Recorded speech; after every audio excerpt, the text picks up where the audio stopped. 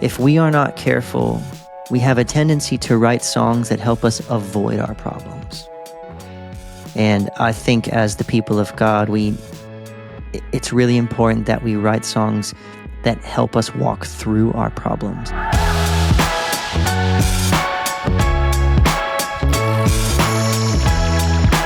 So, hey everybody, Joshua Swanson here with Worship Leader Mag, hanging with Sean Curran. And it's a pleasure to be with you. You are no longer in Atlanta. Where are you these days?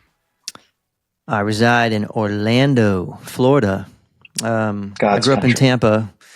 And then my wife and I moved to Atlanta almost 12 years ago. And it's been remarkable community there. But we've got 2 little girls now.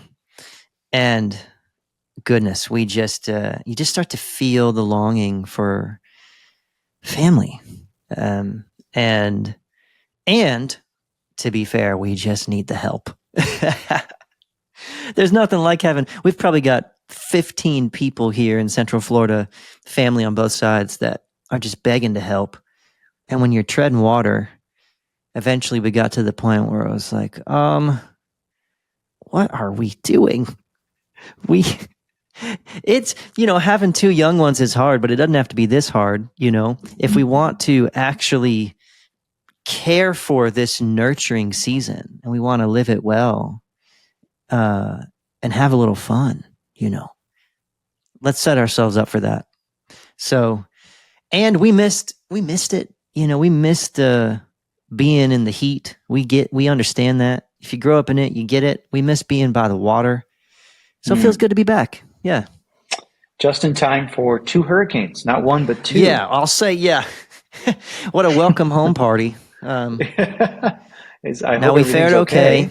Yes, good. Orlando fared pretty well through both of them. I have some friends on the coast, and they did okay too, but it was a little bit scarier. Hurricanes are no joke. Yeah. That was a serious moment. Well, you have just released an album, which I think we should probably talk about. I also want to ask about your time at Passion and some of the biggest takeaways. But Basic Faith, so can you share? I mean, obviously it's a milestone. I guess it's your first full-length album. So what inspired that? Yeah. Is that like I'm in Orlando now, I'm away from my friends, so I should record my own album? Or Yeah. It is funny that it's my first full-length record, because I've been putting out music for a long time. I don't know, music. We put out music differently these days, and so I've done a ton of music, like collaborative stuff with Passion. I still do that stuff.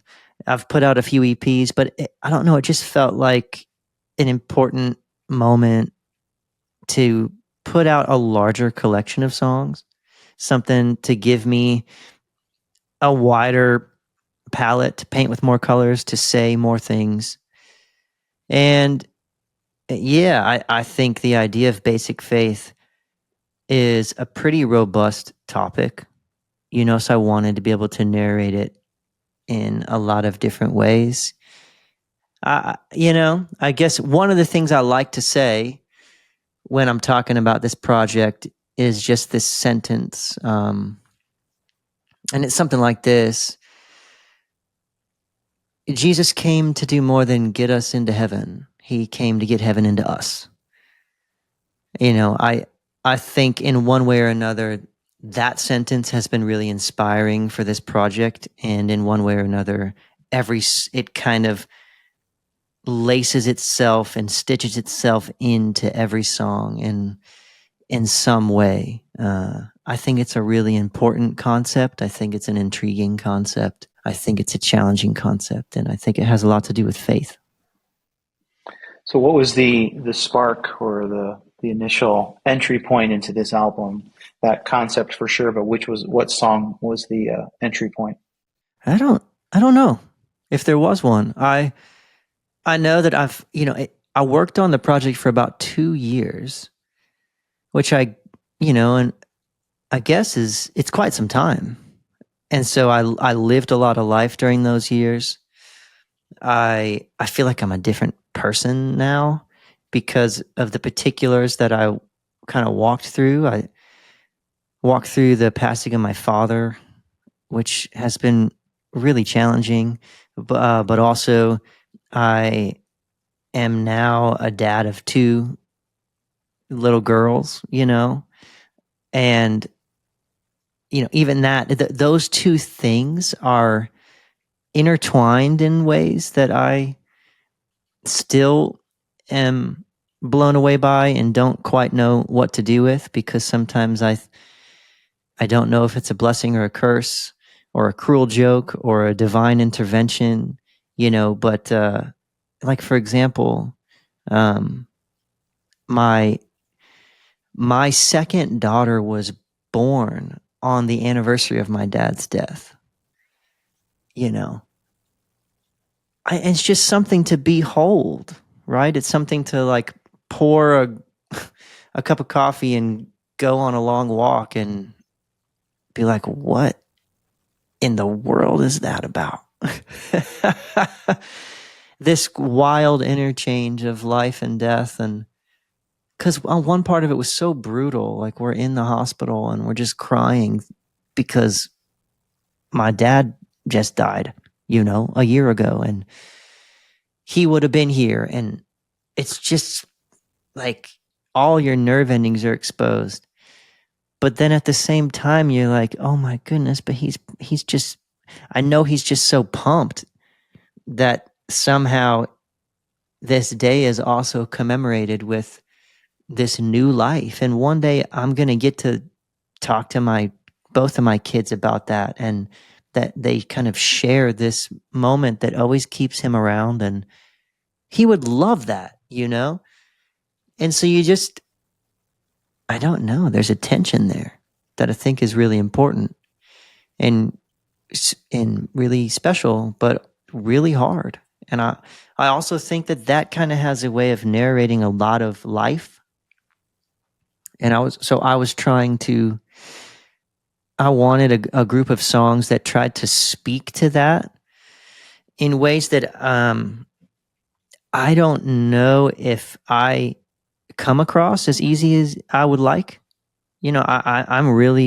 I'm super saturated in the worship community and the worship scene, if you will. I remember when there was no such thing, you know, Right. like it's not that old, right? You It's mean like still a 4.5 new, minutes ago? Like four right? or five Yeah, minutes ago when it wasn't? Yeah, exactly. it's like so that's a whole interesting thing on its own. But one thing I will say is, um, I I had found myself reaching for songs that could maybe give me language or help narrate my experience. And it was and still is a challenging thing to find. Um, I don't find a lot of songs that are trying to faithfully talk about the intersection of real life and God. And I think that's a missed opportunity. And to be frank, I feel like the largest collection of songs that we have in the scriptures, that's all that they are. So I think we're missing something important. And, I hope that this collection of songs is an offering that is in some way standing in that gap. So it's back to basics that implies some sort of a foundational elements, I'm assuming, of your faith. How do you live out your faith on a daily basis, and how do those foundational elements work their way into that? I like that you use that word, because I picked the word basic because to me it's akin to something like fundamental or foundational, which is different than simple. You know, uh, the last thing I would suggest is that faith is easy. I think I think if someone's telling you that, they're trying to sell you something, and I'd be cautious. They're lying through their teeth, man. I Real faith takes real work, and real faith takes a lifetime, and it is where all the good stuff is. But one thing I would say is that I've been walking with the Lord for longer than I haven't been, and that alone is such a gift, and it's a remarkable thing for me to reflect on. And in that reflection, I have come to see that there are certainly a great many things that, in a great many ways, that I've grown, in wisdom and spirit and truth, and hopefully a little maturity along the way. but but I think if I'm honest, I can see that there are also a great many things that I've overcomplicated, and that I've developed a tendency to, with certain parts of my life, to maybe reach out and grab them, as if they're better in my hands than in the Lord's.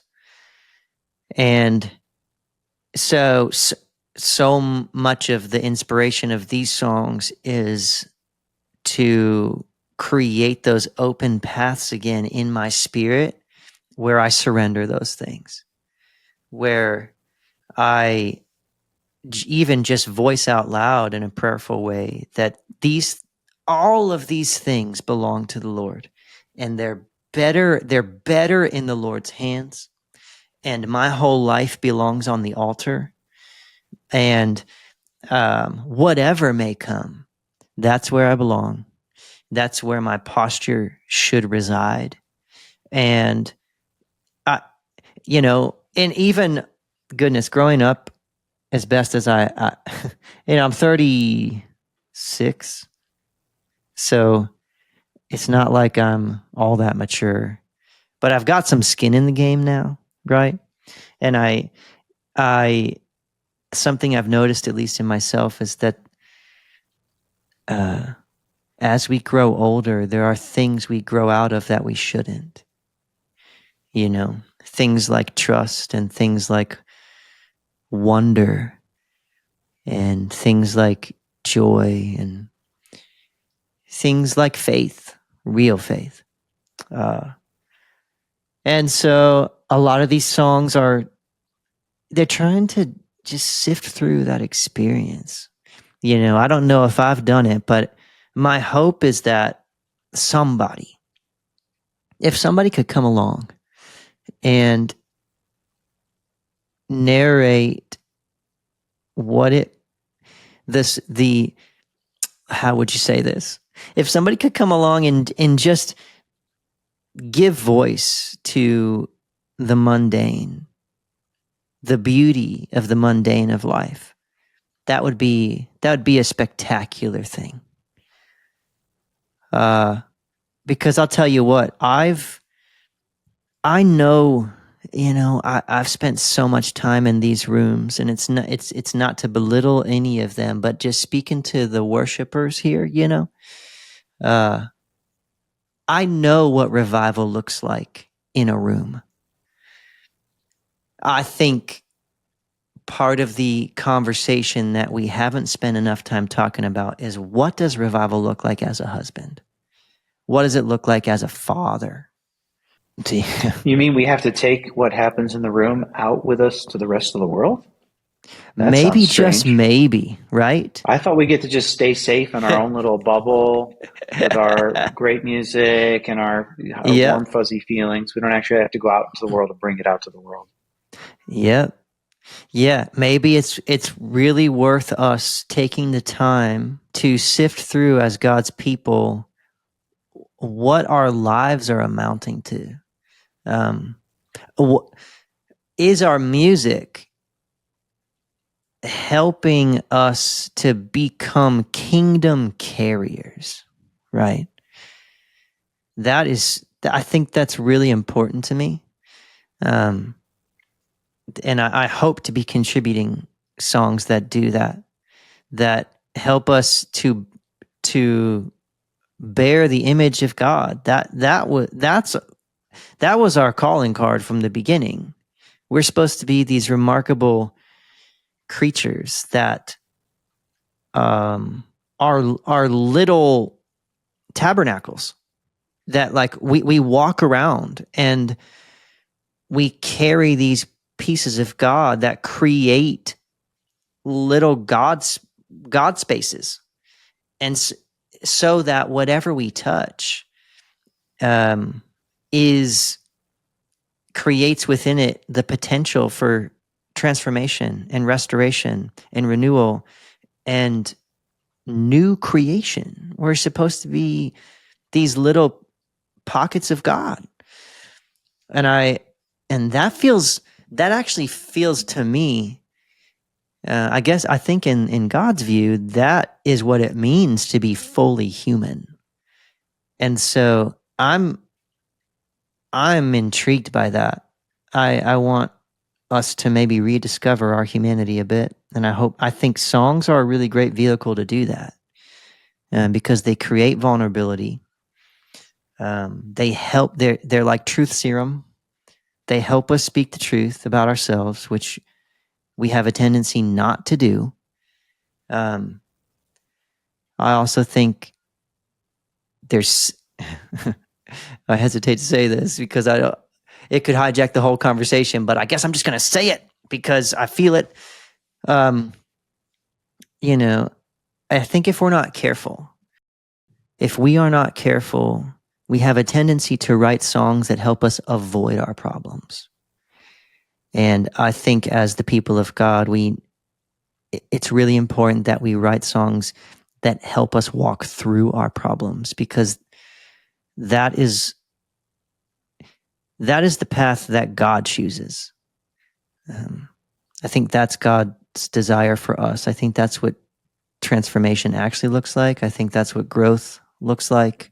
Sounds like basic faith. It ain't easy. It ain't easy, right? So if Basic Faith, the album where each song was a book on a bookshelf, which one would you pull off more often? Well, I'd say for myself, the one that I have gone to the most is the last track on the record. It's called Let It Take the Time It Takes. Uh, oof. It's not directly about this, but in many ways, it's me reflecting on the loss of my dad and what it means to try and find God in the liminal space, you know? Yeah. I do have a bit of a parable that I could tell you that also was a part of I guess, the shaping of the lyric of some of that song. Um, I'll try to keep it short because it can get a little long, but I just think it's good. It's one of those things that sticks with you. So yeah, back in the 80s, this is real. There's this, there was this biodome that they built back in the 80s in Arizona, right? And I don't know what they do That with it was now. it's also a Pauly Go Shore ahead. movie. It was also a Yes, Pauly right. Shore Okay, movie. right. No, but this is this is a real place, big old biosphere, out in Arizona, and back in the 80s. I don't know what they do with it now, but back then, the scientists were just kind of doing experiments on like plant life and vegetation and cool nerdy stuff, right? And one of the things they wanted to test was how trees would respond to being cultivated and grown inside of perfect conditions. So, like, perfectly climate controlled, um, no unforeseen events, perfect soil. And so they just planted some trees. And at first, the trees were growing faster than any trees they'd clocked in the wild. It's kind of a remarkable thing. But after some time, the weirdest thing happened. All the trees fell over. And not just one or two, but hundreds of trees that they planted. They all just reached a point where they couldn't support their own weight and they just fell over. And the, you know, they couldn't figure out why this was happening. It was really bizarre. And then eventually they sorted it out. And it was because there was no wind. You know, And so in case we need like a little translation, I just want us to sit with it, right? Like there was no wind. There was no tension.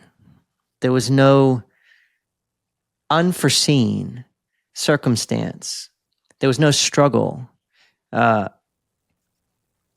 the roots never were given reason to figure out their purpose, which was to grow deep. And so they stayed on the surface, and the trees just fell over because they couldn't support themselves. You know, my goodness, the implications of that, I think it's probably worth sitting with something like that for a lifetime. You know, maybe it is that God is less concerned with us growing quickly than he is with us growing rightly, you know? And maybe it's true that oftentimes we have a tendency to run away from the tensions of our life. But maybe upon further inspection, they might be the things keeping us alive. And this is in no way suggesting that God causes these things. But what a remarkable thing that with his presence, he's created a world where somehow he can use these things to grow deep roots in us, that he would have us planted by the river with our roots grown deep, nourished by the waters of life. That sounds like a God I want to walk with. And so there's, when I heard that, I lost my mind. I thought it was the most remarkable thing. And there's a lot of imagery that I used from that in that song. Let it take the time it takes. That's good. So much biblical truth. There's not a character in the Bible that didn't walk through struggle, and it's something that in our Western worldview we avoid at all costs, and it is causing us to become a shallow nation and a shallow people. So, very true. Lots of good biblical faith there. Sean, how can we pray for you before we close up? Man, well, my family and I, we just went through a huge life change. And I think we could use prayer for discernment. You know, I think in one sense it takes a lot of courage to just stand on the edge of something that you know you need to do and then to just jump. But, and it has a way of getting you unstuck and shaking a lot of stuff up and a lot of stuff loose. And that's what we're in right now. But I think it would, the prayer would be, what's the next step, God? Right? You know, in the midst of so much change, it leaves you in a place where you're ready, your hands are open. So help us to listen. What's next? All right. Basic Faith. Check it out. Sean Curran, thank you, brother, for hanging with us and talking with us. It was a pleasure to get to know you. Yeah, same. Likewise. All right, man. Check him out. We'll put everything up, all the links on worshipleader.com. Thanks, everybody.